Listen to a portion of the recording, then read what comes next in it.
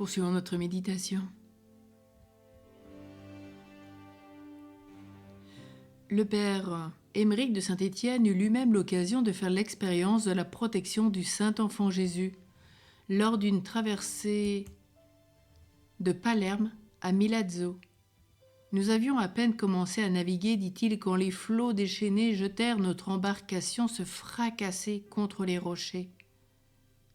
J'invoquai à l'instant le Saint-Enfant Jésus, et je réussis ainsi que mes compagnons à me sauver sur la pointe d'un écueil. Un fait bien singulier eut lieu. Ma valise contenait un nouveau missel destiné à la chapelle de l'Enfant Jésus à Prague. Missel qui m'avait été offert par nos religieux de Palerme.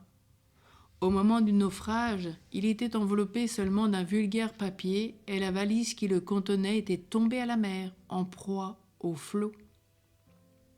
Or, en ouvrant cette valise, je trouvais naturellement tous les objets qu'elle contenait, remplis d'eau. Seul le magnifique missel destiné au Saint-Enfant, qui était sec, intact, et le papier qui l'enveloppait n'avait même pas été mouillé par l'eau de mer. Quant au père Ildefonse, après avoir terminé son généralat, retourna en Autriche en qualité de visiteur général. Il constata que l'hôtel érigé par Tellenberg était devenu trop petit pour recevoir la foule qui se pressait aux pieds de l'enfant Jésus. Il se mit donc à l'œuvre et construisit à droite de la chaire un somptueux hôtel qui permit à tous de contempler à loisir l'image miraculeuse.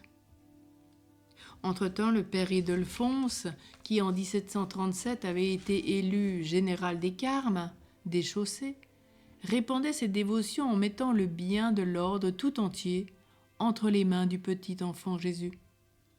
Partout où l'occasion s'en présentait, dans les conversations, visites, lettres, il faisait connaître l'enfant Jésus, distribuant largement ses images et ses statuettes.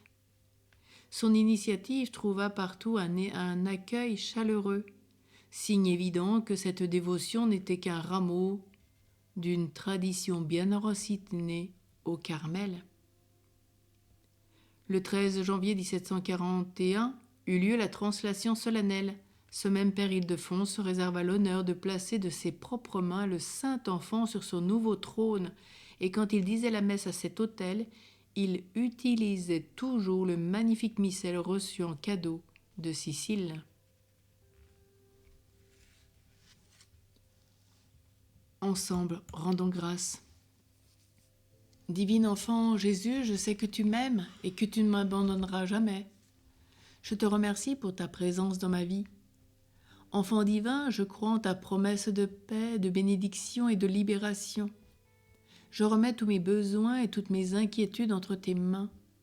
Seigneur Jésus, que je puisse toujours avoir confiance en ta généreuse miséricorde et en ton amour. Je veux t'honorer et te louer, maintenant et pour toujours. Amen.